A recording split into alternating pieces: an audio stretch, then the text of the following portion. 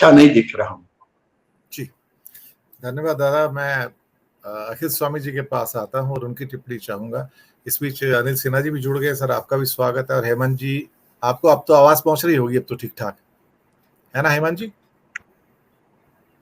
आपको आवाज मिल रही है हमारी? जी मिल रही है, अभी क्लियर है। तो मैं प्रोफेसर साहब के पास आता हूँ। प्रोफेसर साहब, अब तो जनता ही लड़ेगी ये लड़ाई। अब वो पार्टीज के बस की नहीं रह गई है, क्योंकि जब मनमानियां, तानाशाही और एक किस्म से जो मन चाहे वो करने की बात हो गई अब तो, कि तुम कुछ नहीं कर पाओगे, जो करूंगा मैं ही करूंगा, तो फिर इन चीजों का जवाब तो फिर जनता ही देती है। तो अब अल्टीमेटली ये शायद भारत का पहला ऐसा चुनाव है 1977 के बाद। हालांकि वहां भी लड़ तो पार्टी रही थी, लेकिन वोट देने वाली जो जनता थी उसने कांग्रेस को बाहर जाने का रास्ता दिखा दिया था, इंदिरा गांधी को खास तौर से। शायद ऐसा लगता है कि इतिहास अपने आप को रिपीट करता है। 77 शायद एक बार फिर से मुड़कर उसी मोड़ पर आकर खड़ा हो गया, जिसका नाम 2024 है। जनता वर्सेस सत्ताधीश। अखिल स्वामी जी। नहीं दिनेश जी, मुझे ऐसा लगता है 1977 का ये 1984 का रिपीटिशन होने वाला है। 1984 में जैसे हुआ था, जिस प्रकार से आज गरीब के हित की, मध्यम वर्ग के हित की, निम्न मध्यम वर्ग के हित की जिस प्रकार से हत्या हो रही है, उसका एक प्रकार का प्रतिकार आपको देखने को मिलेगा 2024 में। मैं कल्पना करता हूं मोहम्मद बिन तुगलक के जमाने में जनता क्या फील करती होगी। देखिए, मोहम्मद बिन तुगलक ने भी चमड़े का सिक्का चलवाया था, और वो भी इतना बुद्धिमान रहा होगा, वो भी I don't know entire political science में पढ़ा था या क्या सब्जेक्ट पढ़ा था, जिसका कोई गुरु नहीं था, जिसका कोई सहपाठी नहीं था, जिसका कोई कुछ नहीं था। तो मुझे ऐसा लगता है कि हम लोग लौटकर मोहम्मद बिन तुगलक के जमाने में आ गए। और आप ये देखिए, जितने भी निर्णय लिए गए हैं आज तक पिछले 9 साल में, सारे के सारे निर्णय केवल उनका उद्देश्य था सामान्य जनता को परेशान करना और पूंजीपतियों को फायदा देना। नोटबंदी हुई, नोटबंदी का केवल मकसद एक था कि लोग जो हैं, जो कि बड़ी बड़ी कॉरपोरेट्स हैं, जिनके यहाँ सारा काम इंटरनेट से होता है, लोग वहां जाएं और वहां जाके पैसे का भुगतान करें और सब कुछ उन बड़े बड़े स्टोर्स को मिले। और जो ठेले वाले हैं, जो छोटे लोग हैं, जो कैश में काम करते हैं, जो एमएसएमई हैं, जो कैश में काम करते हैं, वो तबाह हो जाए।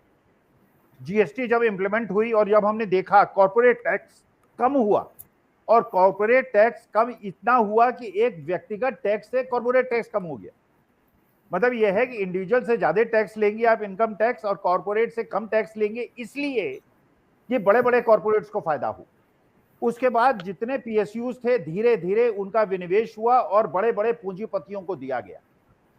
एक महाराज थे जो Z+ सिक्योरिटी लेके कश्मीर घूमते रहे, उत्तराखंड घूमते गए, रूस घूम आए, उनको Z+ सिक्योरिटी कैसे मिली? तो इसका मतलब ये था कि पूंजीपतियों का पूरा एक प्रकार का वरदहस्त उनके ऊपर, और सामान्य जनता पे अत्याचार। जब लॉकडाउन हुआ, लॉकडाउन भी केवल इसीलिए हुआ, लॉकडाउन चाहे उसे इंडस्ट्री सफर कर गई, आज तक हम उससे उबर नहीं पाए।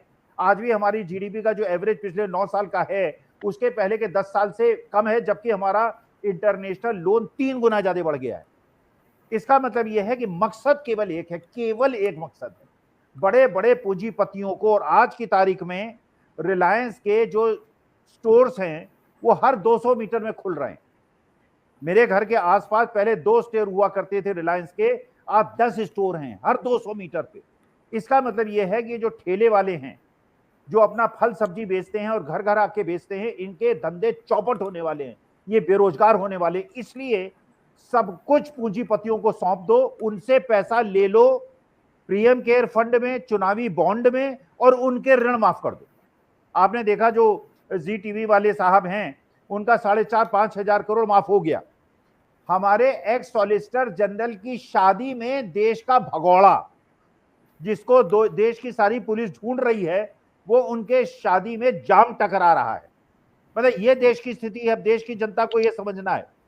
तो वास्तविकता में देश की जनता ने तो मजबूर कर दिया है विपक्षी दलों को कि वो इंडिया अलायंस में आए। ये भी मजबूरी है, ये जनता का प्रेशर है। और ये जनता का प्रेशर देखिए, अब तो एक एक दिन ये बीत रहा है, कैसे बीत रहा है मैं क्या बताऊं, मैं तो शिक्षक हूं, मुझे नहीं समझ में आ रहा ये 8 महीने निकलेंगे कैसे। अगर इलेक्शन को प्रिपोन कर दें, कम से कम कुछ हमारी मानसिक पीड़ा कम हो। जब भी रात के 8 बजते हैं दिनेश जी, मेरे दिल की धड़कनें बढ़ जाती। अब इन्होंने फिर ब्लड प्रेशर हम लोगों का बढ़ा दिया है, दिल की धड़कनें बढ़ा दी हैं। अब ये अधिवेशन में क्या करने वाले हैं, हो सकता है मोदी जी कहे कि मैं अपना इस्तीफा देता हूं, जनता मेरे से बहुत ज्यादा दुखी हो गई है, इसलिए मैं नितिन गडकरी और राजनाथ सिंह को सत्ता, हो सकता है, आई डोंट नो, क्योंकि एजेंडा तो किसी को कुछ पता नहीं, अब तो कल्पना को ही दौड़ाना है। तो हो सकता है मोदी जी कहें कि मैं नहीं, अब अडानी जी प्राइम मिनिस्टर होंगे, मैं अब उनके बिहाफ नहीं काम करूंगा, मैं उन्हें राज्यसभा के लिए नॉमिनेट करता हूं या मनोनीत करता हूं और वो प्रधानमंत्री देश के होंगे। हो सकता है, बिकॉज आज तो सब कुछ कल्पना में है कि क्या होने वाला है, वरना पूरे देश को यह पता होना चाहिए कि उस दिन वन नेशन वन इलेक्शन होने वाला है, या भारत इंडिया को हटा देना है, फिर नोटबंदी होने वाली है, फिर लोगों को लाइन में खड़ा करना है। तो इतना ज्यादा इन्होंने परेशान कर दिया है देश की जनता को कि अब देश की जनता के लिए मरो या डरो, इसके कोई विकल्प नहीं है। They have to fight back, और रिप्लेस अगर नहीं होंगे देश का बहुत बड़ा दुर्भाग्य होगा। पूरे विश्व में हमारी थू थू हो रही है।